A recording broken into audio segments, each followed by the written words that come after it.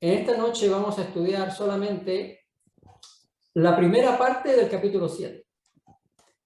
Y más curiosamente aún, vamos a estudiar los primeros 8 versículos del capítulo número 7. Y el resto, los siguientes versículos, los vamos a dejar para la semana próxima. Ahora, pareciera que 8 versículos no es suficiente material como para un estudio.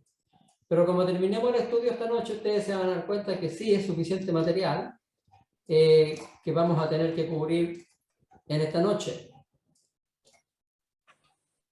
Daniel no presenta los materiales de su libro en un estricto orden cronológico, sino que más bien los capítulos están ordenados en una forma lógica. Los capítulos del 1 al 6, la parte histórica, y los capítulos de 7 en adelante, la parte profética. Por lo tanto, los acontecimientos de los capítulos 5 al 6 transcurrieron después de los que se registran en el capítulo 7. Pero por razones de continuidad se completa la narración histórica en los capítulos de 1 al 6 y luego viene entonces la sección profética que vamos a estudiar ahora del 7 al 12. El primer versículo del capítulo 7 dice: en el primer año de Belsasar, rey de Babilonia, tuvo Daniel un sueño y visiones de su cabeza mientras estaba en su lecho. Luego escribió el sueño y relató lo principal del asunto. Como dijimos anteriormente, Belsasar fue el último rey de Babilonia. También dijimos que gobernó en corregencia con su padre Nabonido los últimos 10 años antes de la caída de este imperio. Entonces, y ahí es cuando estamos hablando en esta noche. Ahora, más o menos en la época en que se escribió este capítulo, el rey Ciro II derrotó a Astiages, el gobernante medo, y sentó las bases para el próximo imperio del mundo. Ahora vamos a explicar un poquito acerca de esto. Este diagrama ya lo habíamos visto antes, y no se preocupen por nada excepto por lo que está subrayado con rojo. Lo que estamos diciendo ahora, que mientras este capítulo está siendo escrito, y esto está ocurriendo en Babilonia, en Medo-Persia, Ciro II ha entrado en conflicto con el rey de los medos, Astiages, y no solo ha entrado en conflicto, sino que además lo ha derrotado y ha tomado el control del imperio medo-persa. ¿Quién era Ciro II? Ciro II era hijo de Mandana, una hija de Astiages, o sea, Ciro II era nieto de Astiages. Astiages era abuelo de Ciro, y Ciro luchó contra su propio abuelo por el control, por el dominio del imperio medo-persa. Cambises, el padre de Ciro, viene de la línea persa. Ustedes ven aquí que el fundador de la línea persa es Aquemenes. Por eso que la línea persa también se le llama los Aquemenidas, los hijos de Aquemenes. Entonces tenemos de que Ciro II, hijo de Mandana, hija de Astiages, y de Cambises I, hijo de Ciro I, de la línea de los persas. O sea, Ciro era mitad medo, mitad persa. Pero más o menos en los años en que está ocurriendo este capítulo, Ciro está combatiendo contra su abuelo, derrotándolo y tomando el control del imperio medo-persa y sentando las bases para el próximo imperio mundial que va a ser Medo-Persia. Ahora, en el marco literario entonces de Daniel 7, el marco literario de Daniel 7 es el principio del fin del imperio babilónico. O sea, mientras está ocurriendo esto del capítulo 7, se está preparando todo para el final del imperio babilónico. Si tienen alguna pregunta, no un comentario, pero si tienen alguna pregunta porque algo no está quedando claro, está muy enredado, por favor háganla, porque aquí ya estamos entrando en la parte histórica, profética, y es importante que entendamos bien. Ahora, las fechas, no importa que no nos acordemos de las fechas, lo importante es que tengamos una idea del concepto general de lo que estamos estudiando. O sea, no es necesario que sepamos de que Ciro lo hizo en este año, en el otro año, pero sí es importante que sepamos que Ciro de Persia fue el que derrotó a su abuelo y tomó el control entonces de este imperio. Muy bien. Para estar un poquito clara, Adán, entonces lo que tú estás contando que Ciro II, que estaba derrotando a su abuelo, que era Astiages, este evento estaba pasando juntamente con el sueño que había tenido Daniel. En ese momento, digamos, más o menos estaba dando esto. Eso es lo que estás tratando. Correcto. Ya. Por eso no es exacto, en la misma fecha exacta, pero por esos años estaba ocurriendo. Ok. Por eso dijimos que ya estaba al final ya del imperio babilónico, y por comenzar ya casi el imperio de los persas. Por eso es importante que entendamos la dinámica entre Ciro, porque a veces decimos, bueno, Ciro vino y rescató a los judíos, pero ¿quién era Ciro?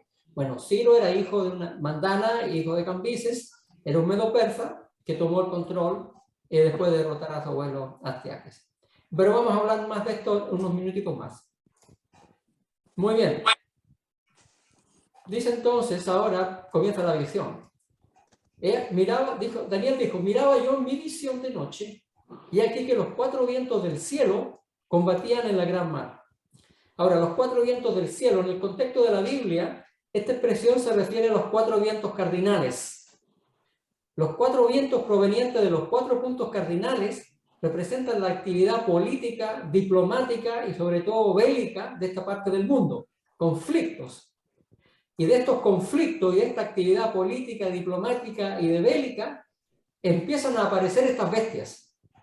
O sea, estas bestias no aparecen de un lugar tranquilo y sereno, sino que aparecen de un lugar en conflicto, porque eso es lo que está viendo Daniel. 4 vientos del cielo que están combatiendo. No se especifica, combatían en la gran mar, ahora no se especifica qué mar. Generalmente se habla del mar Mediterráneo, que es el que estaba más cercano a donde está ocurriendo todo esto, pero en este caso el mar es un simbolismo bíblico y simboliza algo distinto. En el libro de Apocalipsis encontramos la respuesta. Dice, las aguas que has visto, donde la ramera se sienta, son pueblos, muchedumbres, naciones y lenguas. O sea, cuando hablamos de aguas, estamos hablando de grandes cantidades de gente. Así que los vientos, si retrocedemos al versículo, dice que los 4 vientos combaten en el mar.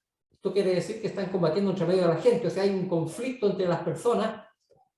Y eso es lo que Daniel está viendo. Ahora, ¿qué es lo que pasa acerca de este conflicto? ¿Por qué se está describiendo esto? Y eso viene en el capítulo que sigue. Porque dice, 4 bestias grandes, diferentes la una de la otra, subían del mar.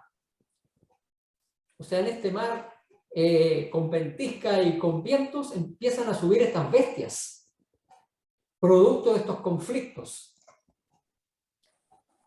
La explicación de qué significan estas bestias está más adelante en el versículo 17, porque dice que las 4 bestias representan 4 reyes que se levantarán en la tierra. Pero hay versiones de la Biblia que en vez de reyes dicen reinos.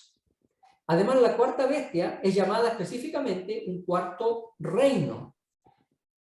Y los versículos que siguen también dicen que en vez de ser reyes, estos eran reinos. O sea, lo que estoy queriendo decir, que en el contexto de este estudio, rey o reino es exactamente lo mismo. O sea, lo que está viendo acá Daniel, está viendo estas bestias, estos reinos, que van subiendo o van apareciendo en forma sucesiva. No suben todos de un golpe, sino que van apareciendo de a poco. 4 bestias diferentes que van subiendo una detrás de la otra desde este mar de conflictos. La primera era como león y tenía alas de águila, y yo estaba mirando hasta que sus alas fueron arrancadas y fue levantada del suelo y se puso enhiesta sobre los pies a manera de hombre, y le fue dada corazón de hombre. El profeta Jeremías compara a Babilonia, o la amenaza babilónica de sus tiempos, con el rugido de los leones. Y a su rey Nabucodonosor lo compara como un león que aplastó los huesos y devoró a Israel. El león es un símbolo muy adecuado para representar a Babilonia. ¿Por qué? Porque el león alado se halla en las obras de arte babilónico, como lo que ustedes pueden ver ahí. Era común la combinación de león y de águila. Generalmente un león con alas de águila o un águila con cabeza de león. Otros profetas se refirieron al rey Nabucodonosor por medio de figuras semejantes, como Jeremías, por ejemplo, y Ezequiel. También aparece en Habacuc. Hay muy poca duda entonces que las alas ahora, ¿qué significan las alas de la bestia? Representan velocidad. la velocidad con que los babilonios conquistaban. El libro de Habacuc dice lo siguiente, refiriéndose a los babilonios: sus caballos son más veloces que los leopardos, más feroces que los lobos al anochecer. Vuelan como un buitre que se abalanza para devorar. Todos vienen empeñados en la violencia. Sus hordas avanzan como el viento del desierto y amontonan prisioneros como la arena. Así que se está hablando de un imperio que hizo conquistas bastante rápidas. Ahora, dice que así como el león es el rey de las fieras, el águila es la reina de los aires, el imperio de Babilonia se representa por un león cuando estaba en el apogeo de su gloria. Pero sin embargo, después dice que sus alas son arrancadas. Eso quiere decir que ya este león, este imperio, ya no podía volar como águila, no podía ir tan rápido. Y esto se refiere al tiempo cuando reyes menos poderosos siguieron a Nabucodonosor. ¿No es cierto? Nosotros vimos, por ejemplo, que después vinieron Abel Marduk, Neriglissar, Labashi Marduk, con todos estos reyes se fue perdiendo el poder de Babilonia, se fue debilitando Babilonia. Y dice la profecía que después se pondría enhiesta sobre los pies, o sea, se para como una persona, como un ser humano. Empieza a perder sus características de león. Y además dice, se le da un corazón de hombre. Al rey Ricardo, al rey inglés que estuvo en las cruzadas, se le llamaba Ricardo Corazón de León. ¿Por qué? Porque era muy valiente aparentemente y muy osado. A la inversa, entonces, un león con un corazón de hombre señala cobardía y timidez. Todavía parecía león el imperio babilónico, pero al final de sus tiempos perdió su valentía, perdió su empuje y empezó a debilitarse a causa de su riqueza y de su lujo. El león, entonces, representa a Babilonia y corresponde a la cabeza de oro de la estatua del sueño de Nabucodonosor. O sea, aquí Daniel nos está nuevamente explicando, o se le está dando una visión acerca de los imperios que iban a venir, pero en esta oportunidad se está usando animales.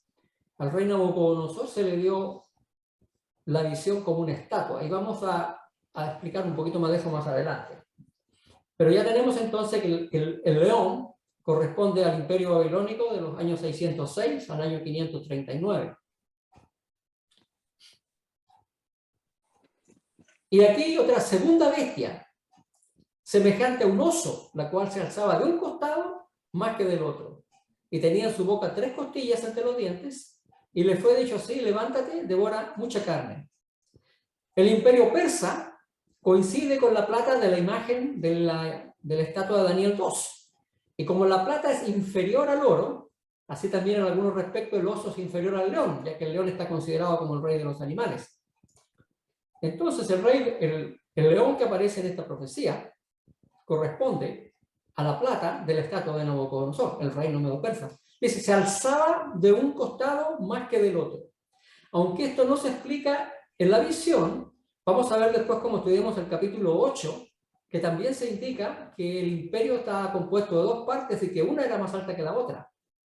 También vimos que el torso que representaba a Medo-Persia tenía 2 brazos. Pero aquí se nos indica que las 2 partes del imperio medo-persa, una se levantaba más que la otra. ¿Por qué? Porque los medo-persas habían sido primero dirigidos por los medos y después por los persas. Ahora, ¿quiénes eran los medos persas? ¿De dónde venían? Aquí tenemos el mismo diagrama, pero ahora tengo en rojo a otros 3 reyes. Según el historiador Heródoto, que escribió 2 siglos después de que pasó todo esto, Deioces, el caballero que está aquí arriba, fue el primer rey de los medos. Unificó a las tribus medas y se convirtió en su juez y líder a partir del año 700 más o menos, 700 antes de Cristo. O sea, estamos hablando más o menos de 100 y tantos años antes. Después se habla de Fraortes, el hijo de Deioces. Fue el segundo rey de Media y se le considera el fundador del imperio. Como su padre, Deioces, Fraortes emprendió una guerra contra Siria, pero fue derrotado por los asirios y el rey Asurbanipal, el rey de los asirios, le dio muerte y su hijo Ciaxares entonces tomó el trono. Ahora, ustedes tal vez se acordarán de cuando estudiamos a Ciaxares. Ciaxares era un gran líder militar. Y si ustedes recuerdan, Ciaxares se alió con Nabopolassar, el padre de Nabucodonosor. Estamos hablando de los años 600. Se alió Ciaxares con el padre de Nabucodonosor y juntos atacaron el imperio asirio y lo destruyeron. Así que estos son los primeros 3 reyes del imperio medo-persa. Y luego vino Astiages. Y dijimos que cuando vino Astiages, tuvo una hija, Mandana, tuvo varios hijos, pero Mandana era hija de él, y de ahí vino Ciro, que Ciro finalmente tomó el control del imperio medo-persa. O sea, en este oso, los medos se levantaban más de un lado al comienzo, pero después los persas se levantaban más por el otro. ¿Cómo sabemos todo esto? Por la crónica de Nabonido, ese cilindro que se encontró con información. Ahí se explica que Ciro II tomó preso a Astiages y saqueó la capital del imperio Medo. La capital del imperio Medo se llamaba Ecbatana. Ellos saquearon Ecbatana, porque la capital del imperio persa estaba en la ciudad de Susa. Ahora, las costillas que tenía el oso entre sus dientes no se mencionan en la Biblia, pero los estudiosos de la Biblia piensan que son Lidia, Babilonia y Egipto, los 3 países principales que fueron conquistados por los persas.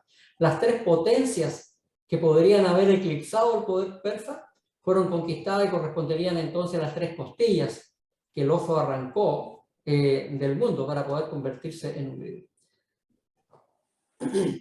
Muy bien, ese sería el imperio medo-persa, pero ahora viene el versículo 6. Después de esto miré y aquí otra bestia semejante a un leopardo, con 4 alas de ave en sus espaldas. Tenía también esta bestia 4 cabezas y le fue dado dominio. El leopardo es un animal muy veloz. Y el poder que habría de seguir al imperio persa, según la historia secular, se identifica como Grecia. Y como dijimos en otra oportunidad, esta Grecia no debe confundirse con la Grecia del periodo clásico del siglo V a.C., porque esa Grecia precedió a la caída de Persia. La Grecia que figura en Daniel corresponde con el imperio semigriego y macedónico de Alejandro Magno. Correspondería entonces al bronce de la estatua. Antes de Alejandro no se podía hacer referencia a un rey primero, como dice el capítulo 8, porque no existía una unidad en el imperio griego. Grecia, si ustedes recuerdan, nació como ciudades-estado y no como un imperio. Y estas ciudades siempre estaban peleando entre ellas. La famosa guerra del Peloponeso, donde peleó el imperio de los atenienses contra los espartanos. Siempre estaban en conflicto. Cada ciudad tenía un gobierno independiente. A veces formaban una alianza cuando había que luchar contra un enemigo común, pero generalmente estaban divididas. Ahora, Felipe de Macedonia, o Filipo II de Macedonia, un estado semigriego en la frontera norte de Grecia, este hombre derrotó a los griegos en el año 338 y unificó a todas estas ciudades griegas bajo el control macedónico. Y 2 años más tarde, murió este hombre, año 336, y su hijo Alejandro heredó el trono de Macedonia. Y Alejandro demostró entonces que el poder que tenía. Empezó una guerra de conquista. Y entre esa guerra de conquista, por supuesto, estaba la guerra contra Persia. Después que organizó el reino, Alejandro entonces comenzó a conquistar el mundo. Ustedes se acordarán de este mapa. Y aquí hay una huella roja que indica el camino que siguió Alejandro en la conquista del mundo. Ustedes se fijan que llegó hasta la India. Por el año 329 había tomado Manakanda, que ahora se llama Samarcanda, que está en el país de Turquestán. 2 años más tarde invadió la parte norte de India. Sin embargo, ya después de cruzado el río, sus tropas no quisieron seguir más adelante y tuvo que volver y establecerse en Babilonia. Aquí está marcado con rojo, dice Gaugamela. Este fue el lugar donde Alejandro derrotó al rey Darío III de Persia y finalmente derrotó también con esto al imperio medo-persa. En la batalla de Gaugamela, en la llanura de Arbelas. Pero a pesar de todas estas conquistas de Alejandro y todo su poder, en el año después de que terminó todas sus conquistas, en ese mismo año 323, se enfermó y murió. Como decíamos anteriormente, no se sabe si murió de una borrachera, si murió de malaria, no se sabe exactamente qué ocurrió, pero el hombre murió joven a los 33 años. Y la profecía decía que el leopardo, que representaba al imperio macedónico, griego macedónico, tenía 4 alas. ¿Por qué? Porque cuando Alejandro conquistó todo esto, lo hizo muy rápido. Imaginen ustedes que Alejandro partió de Macedonia, recorrió todo este camino, pasó por Egipto, se devolvió, bajó por Babilonia, llegó a Persia, llegó hasta la India y después volvió, y todo lo hizo en 3 años. Conquistó todo el mundo conocido en 3 años. Acá está la ciudad de Isos, donde Alejandro derrotó a Darío por primera vez. Dicen que Darío tenía 500.000 soldados. Y sin embargo, Alejandro lo derrotó. Y en la batalla de acá, de Gaugamela, se dice que Darío III tenía 1.000.000 de soldados. Y que no había ninguna posibilidad de que Alejandro lo derrotara. Pero sin embargo, Alejandro lo derrotó. Y recuerdan ustedes que tenía 25 años, entre paréntesis, Alejandro, cuando derrotó a Darío. ¿Se acuerdan que dijimos que Alejandro, ellos tenían lo que se llaman las armas de torsión, tenían catapultas, tenían un tipo de arma que no se conocía mucho en esa época, y se piensa que eso fue uno de los factores importantes que le dieron triunfo a Alejandro, porque las catapultas estaban hechas por ingenieros muy especializados y podían tirar las piedras con mucha exactitud.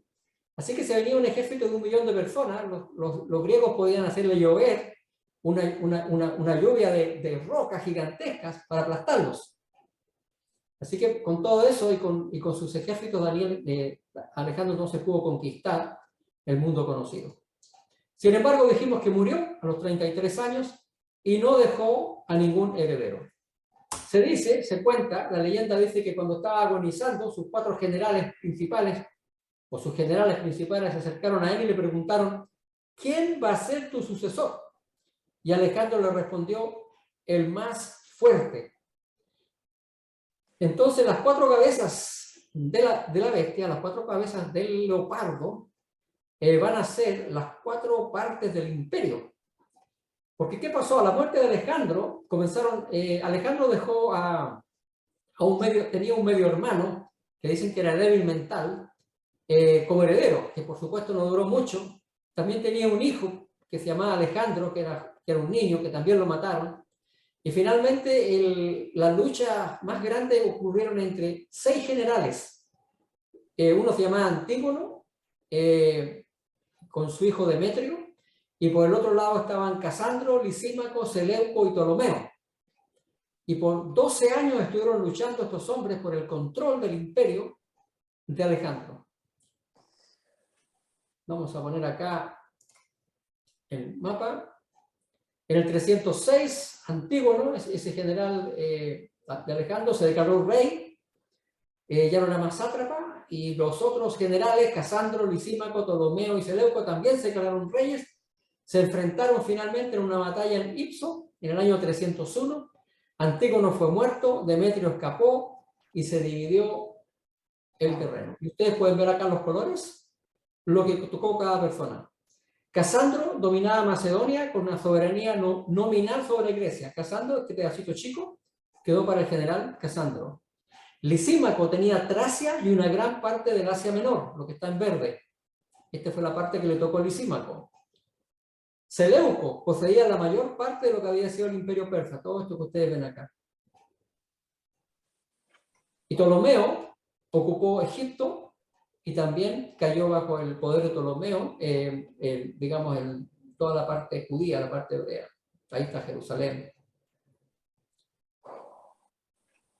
Así que, pero 20 años después de la división, de esta división, Lisímaco, este que tenía este terreno verde, fue eliminado y gran parte de su territorio fue anexado por los seleucidas, por el general Seleuco. Y estas 3 facciones, digamos, el territorio de Casandro, el territorio de Seleuco y el territorio de Ptolomeo, quedaron hasta que fueron absorbidos por el próximo imperio mundial, que es lo que vamos a ver ahora, en el versículo 7.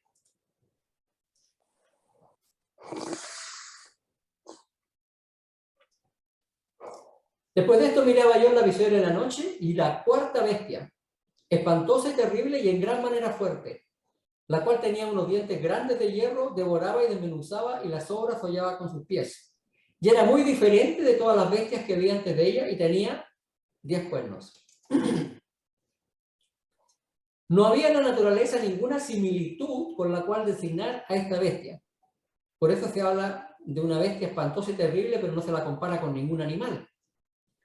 Sin embargo, de acuerdo a lo que vimos en Daniel 2, y de acuerdo a la historia, sabemos que el reino que vendría después de Grecia sería Roma.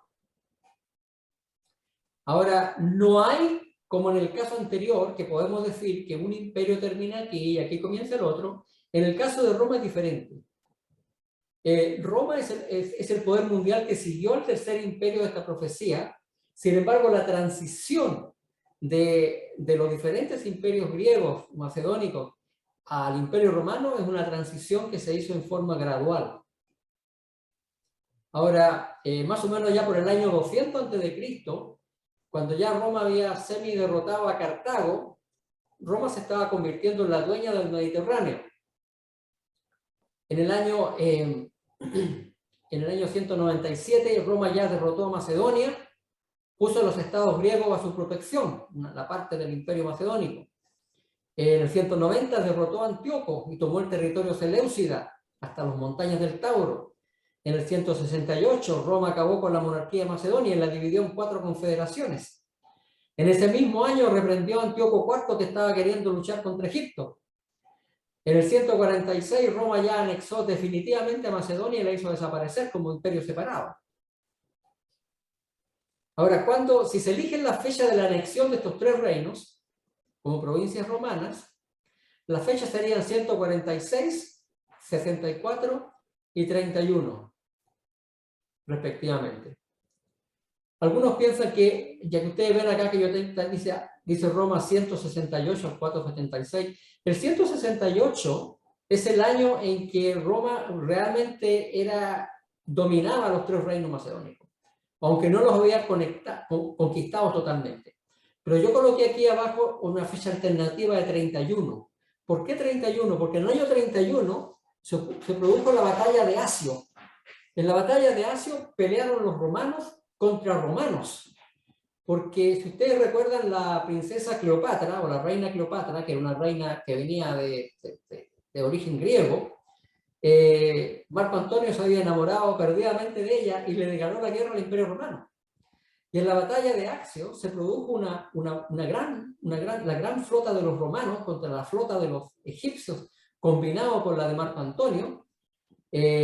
César Octavio era el que dirigía la flota del Imperio Romano, Agripa, y Marco Antonio estaba por el otro lado, pero sin embargo en esta fecha, en esta batalla de Accio, Octavio derrotó a Marco Antonio y a Cleopatra.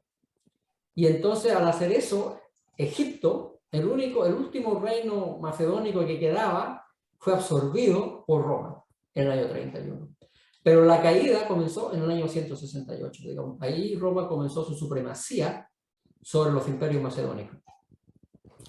Ahora, una cosa interesante decía que este imperio tenía unos dientes grandes de hierro, devoraba y desmenuzaba. Ahora, yo no sé si ustedes se pueden imaginar el monstruo con estos dientes metálicos, y aquí se habla de hierro, y decíamos que las piernas de la estatua eran de hierro, si ustedes recuerdan. Nuevamente aparece el hierro. Dice que devoraba y desgarraba. Yo no sé si ustedes se pueden imaginar un monstruo con dientes de hierro devorando y destrozando. Y esto representa bien a Roma, porque Roma a veces destruía ciudades enteras, como en el caso de la ciudad de Corinto en el año 146. Otras veces absorbía los reinos, otras veces los dividía y los convertía en provincias romanas. La arqueología nos ha dado un excelente ejemplo de cuán apta es esta descripción de las conquistas romanas. En el lado occidental de Jerusalén había un valle que ya no existe y era conocido como el Valle Tiropeón o el Valle de los Queseros. Este valle ya no existe porque fue llenado con los escombros de la destrucción romana de Jerusalén en el año 70 a.C. Cuando los romanos destruyeron la ciudad de Jerusalén en el año 70, arrasaron con la ciudad, sacaron todos los escombros y lo tiraron en este valle. Una arqueóloga inglesa hizo un sondeo profundo de este valle y descubrió que los escombros tenían 21 metros de profundidad. Así que los romanos prácticamente barrieron el sitio de la antigua ciudad de Jerusalén hasta dejarlo limpio. Solamente dejaron ese muro, que hoy día es el Muro de los Lamentos, y lo dejaron como una muestra de lo que significaba oponerse al poder romano, para mostrar que ahí había habido una ciudad que se había opuesto al poder romano. También dice, las obras hollaba con sus pies. Cuando Roma no destruía o subyugaba un pueblo, los esclavizaba o los vendía como esclavos. Por eso que hollaba con sus pies lo que sobraba. Ahora dice que tenía 10 cuernos. ¿Por qué? Porque con toda su fortaleza, el Imperio Romano tampoco habría de durar para siempre. Fíjense que Babilonia duró muy poquito, 606 al 539. Estamos hablando de menos de 100 años. Medo-Persia del 539 al 331, duró un poquito más. Grecia, 330 al 160, pero Roma dura cerca de 500 años. Pero, sin embargo, llega a su final. ¿Por qué? Porque durante los siglos V y VI, Roma se encontraba bajo el asalto de las tribus bárbaras. Porque en el año 376, una multitud de visigodos, todos estos venían del otro lado del río Rin, recibieron permiso para trasponer el Danubio y entrar en el territorio del Imperio Romano. A esto es lo que le llaman las invasiones pacíficas. Toda esta gente cruzaron el Danubio y el Rin y pasaron al Imperio Romano de una forma pacífica como inmigrantes. Los 10 cuernos que brotaban de la cabeza de la bestia representan las diferentes piezas en las cuales se desmenuzó el imperio bajo el asalto de las tribus bárbaras. Vamos a poner la siguiente vista. Aquí está, ¿no es cierto?, el imperio dividido. El tiro de gracia de este proceso ocurrió en el 476, que es la fecha que aparece aquí, cuando la misma ciudad de Roma cayó ante los érulos. Como hemos comentado anteriormente, estas tribus paganas, representadas por los 10 cuernos de la cuarta bestia, al final se convirtieron en las naciones modernas de Europa. Aquí tenemos un pequeño mapa que nos indica, por ejemplo, los vándalos se ubicaron aquí en el norte de África, los visigodos se ubicaron en España, los suevos por este lado, los francos en Francia, en Inglaterra tuvieron los anglos, los sajones, los pictos para el lado de Escocia, los burgundios, acá en Italia, primero los érulos y después otra tribu que se me escapa el nombre en estos momentos, que la voy a mencionar en unos minutos más. Y entonces todas estas tribus, las tribus principales que cruzaron los ríos, eventualmente se convirtieron entonces en los países europeos. Había por lo menos una veintena de tribus que invadió el Imperio Romano. Algunos dicen que eran muchas más. Pero sin embargo las tribus principales solamente eran 10. No hay acuerdo entre cuáles eran las 10. Esta es una de las listas. Érulos, ostrogodos, visigodos, francos, vándalos, suevos, alamanes, anglosajones, lombardos y burgundios. Ahora, si avanzamos un poquito en el libro de Daniel, ya, entonces históricamente sabemos de que el Imperio Romano llega a su fin en el 476, cuando todas estas tribus luchan contra Roma y finalmente invaden la ciudad de Roma, toman la ciudad de Roma y ponen fin al Imperio Romano. Pero ahora, mientras yo contemplaba los cuernos, los 10 cuernos que habían tomado control, he aquí que otro cuerno pequeño salía entre ellos. Ahora, para poder identificar a este nuevo poder, necesitamos recurrir a la historia. ¿Qué poder se levantó en Europa occidental después de la caída del Imperio Romano? Esa es la pregunta que tenemos que hacernos. Ahí está el pequeño cuerno. Pero ¿cuál fue el poder que se levanta en Europa después de la caída del Imperio Romano. Y este cuerno dice que eventualmente se vuelve más grande que sus compañeros. No hay ninguna potencia política que se haya levantado en esa parte de Europa después de la caída del Imperio Romano. Se mantuvo una Europa fragmentada. Sin embargo, sí se levantó un poder, que no era un poder político, y acá voy a citar a un historiador que dice lo siguiente: de las ruinas de la Roma política se levantó el gran imperio moral en la forma gigante de la Iglesia romana. Comenta otro autor y dice lo siguiente: bajo la potestad del Imperio Romano, los papas no tenían poder temporal, pero cuando el Imperio Romano se hubo desintegrado y su lugar fue ocupado por varios reinos rudos y bárbaros, la Iglesia Católica Romana no solo se independizó de esos estados en el aspecto religioso, sino que dominó también en lo secular. La Iglesia cristiana entonces alcanzó una importancia religiosa y política a medida que el Imperio Romano iba decayendo. El mundo de esa época fue bendecido de muchas maneras por la Iglesia europea. Universidades católicas alimentaron la antorcha del aprendizaje en derecho, medicina, teología. La mayoría de los monasterios católicos mantenían hospitales y orfanatos de niños y ancianos. El latín proporcionó una lengua común para la diplomacia y el comercio.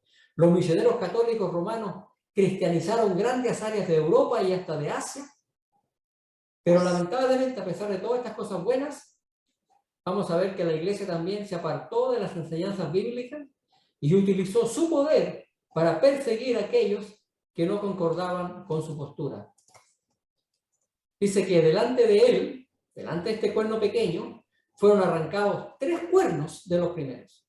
Ahora, dijimos que los 10 cuernos representaban las 10 naciones bárbaras. ¿Cuáles fueron las que fueron arrancadas? Bueno, el cuerno pequeño siendo un símbolo de la Roma papal, los 3 cuernos que fueron arrancados delante de él simbolizan la destrucción de las 3 naciones bárbaras que significaban un obstáculo en el poderío romano. Entre los principales obstáculos que se le presentaron a la Roma papal eran que los érulos, los vándalos y los ostrogodos eran defensores del arrianismo, que era el rival más grande que tenía el catolicismo en esa época. ¿Y quiénes eran los arrianos? Los arrianos eran seguidores de un obispo, se llamaba Arrio, era un presbítero, un sacerdote de Alejandría, y él tenía una enseñanza acerca de la naturaleza de Dios que enfatizaba que el Hijo estaba subordinado al Padre y se oponía a la existencia de una Trinidad. Para Arrio, Jesús era el menor que Dios, había sido creado por Dios y no existía la Trinidad. Y entonces esa doctrina era una doctrina prevalente en esa época y que la Iglesia Católica combatía. Pero estas 3 tribus, érulos, vándalos y los ostrogodos, eran defensores del arrianismo. Se habían sido convertidos al arrianismo. Ahora quisiera aclarar algo antes de continuar. Y es esto que está acá. Este mapa lo habíamos visto recién. Pero ustedes se fijan que este mapa tiene una línea. Y si ustedes se fijan acá dice Imperio Romano del Este. ¿Qué significa esto? Significa que en el año 395, estamos hablando 60 años antes de la caída del Imperio Romano, en el año 395, el emperador Teodosio murió y le dejó a su hijo Flavio Honorio el Imperio Romano de Occidente, y con capital en Roma, que es lo que está acá. Mientras que su hijo mayor Arcadio le correspondió el Imperio Romano de Oriente, que es el que está acá.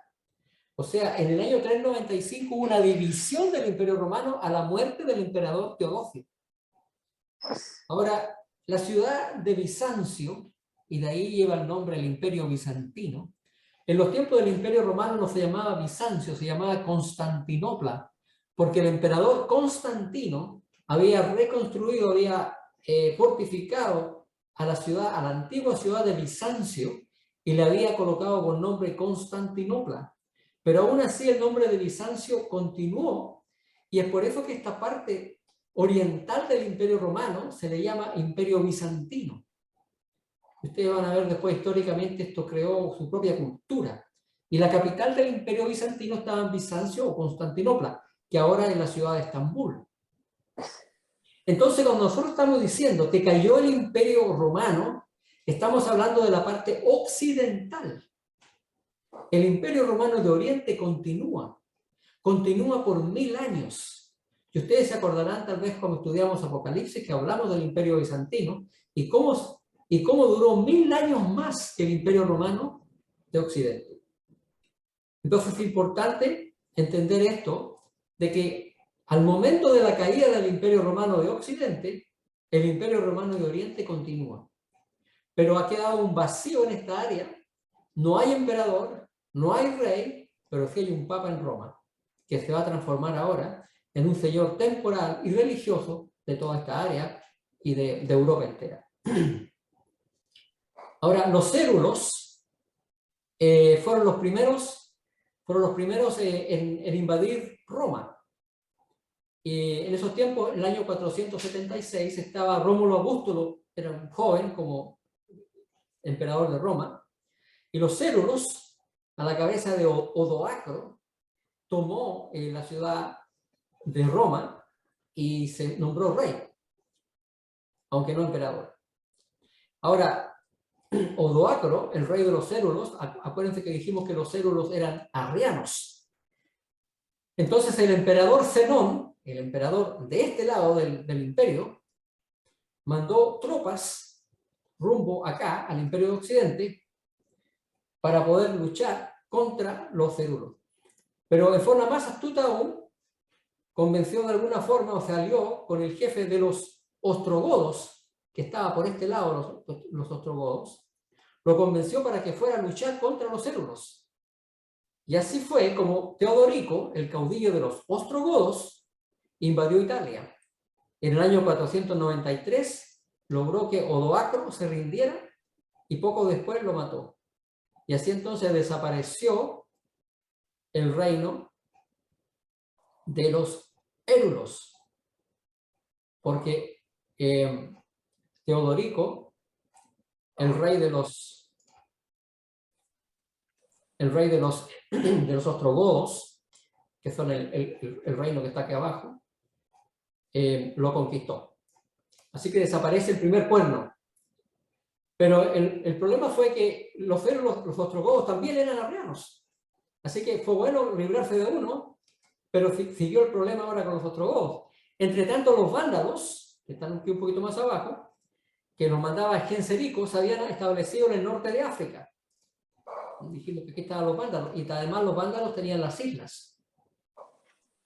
Y los vándalos en una oportunidad tomaron la ciudad de Roma. Esto lo vimos cuando estudiamos el libro de Apocalipsis. Tal vez ustedes recuerdan que mencionamos que la menora que habían traído los romanos de Jerusalén se la llevaron los vándalos rumbo a Cartago cuando tomaron Roma. Pero sin embargo el barco que la llevaba se hundió y la menora está ahora enterrada en el mar.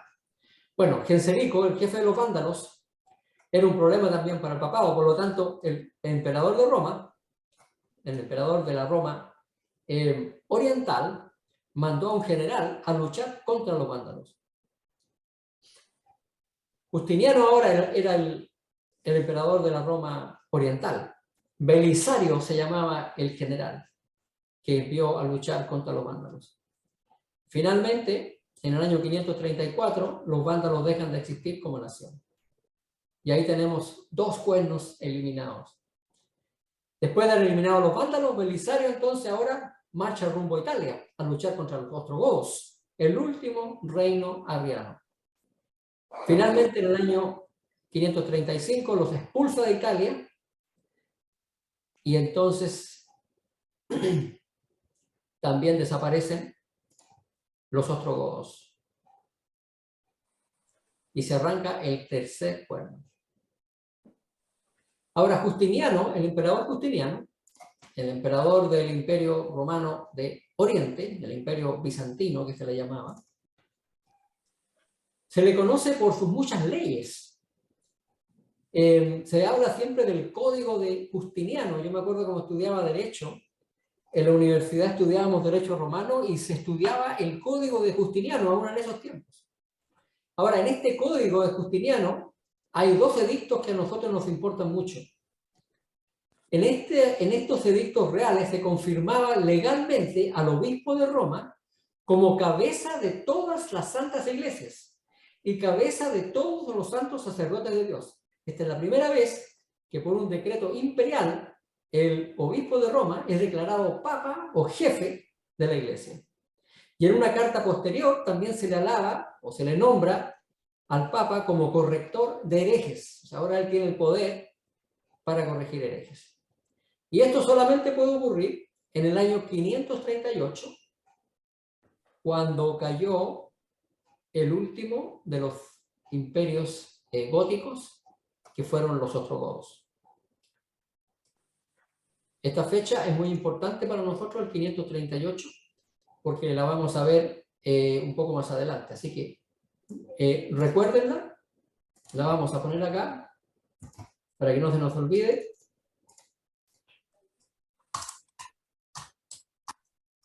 538. ¿Por qué? Porque en esa fecha cae el último de los imperios góticos. Y deja entonces el camino abierto para que el papado pueda instalarse como la nueva potencia en ese área de Europa.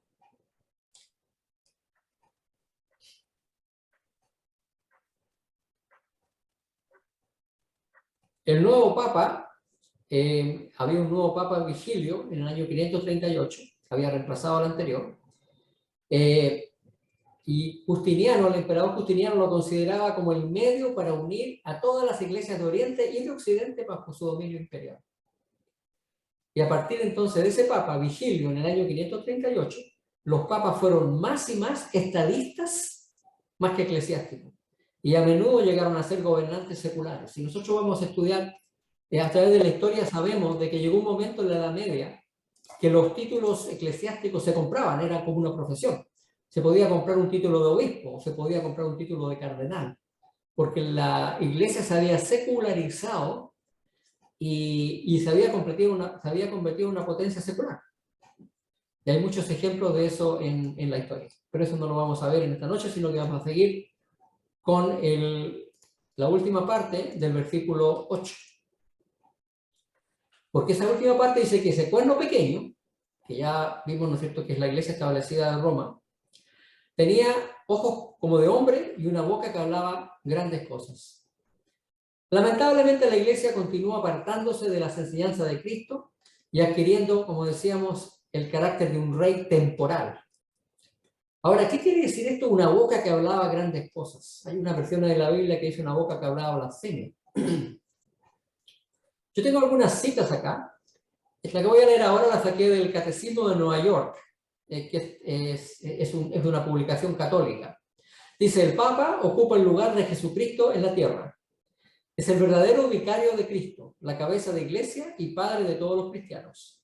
Es el gobernante absoluto, el fundador de los dogmas, el autor y juez de los concilios, el gobernante universal de la verdad, el árbitro del mundo, el juez supremo en el cielo y en la tierra, que puede juzgar a todos, pero no puede ser juzgado por nadie. Es Dios mismo en la tierra. Esto está en el Catecismo de Nueva York, una publicación católica. Lo siguiente fue sacado de la Enciclopedia Católica, tomo 3, página 139, bajo el artículo Papa. Además, la autoridad y el poder del pontífice romano no solo se refieren a las cosas celestiales, a las terrenales y a las que están debajo de la tierra, sino que llegan hasta sobre los ángeles, pues es mayor que ellos. De manera que, si se pudiera ver el caso que los ángeles errasen en la fe o pensaran en forma contraria a la fe, podrían ser juzgados y excomulgados por el Papa. El Papa tiene tan grande dignidad y poder que forma uno con Cristo en el mismo tribunal. Otra cita, sacada de la Biblioteca Católica.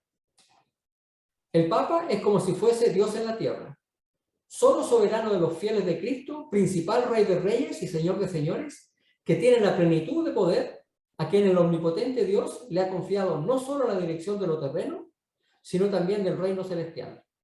El Papa tiene tan grande autoridad y poder que puede modificar, explicar o interpretar aún las leyes divinas. El Papa puede modificar la ley divina porque su poder no es del hombre, sino de Dios. Y actúa como vicerregente de Dios sobre la tierra con plenitud de poder para atar y desatar a sus ovejas. Ustedes se pueden dar cuenta por estas exclamaciones que lo que dice el versículo 8 de Daniel es bastante exacto. Una boca que hablaba grandezas, una cosa que hablaba blasfemia, que hablaba grandes cosas. Este es el comienzo del cuerno pequeño.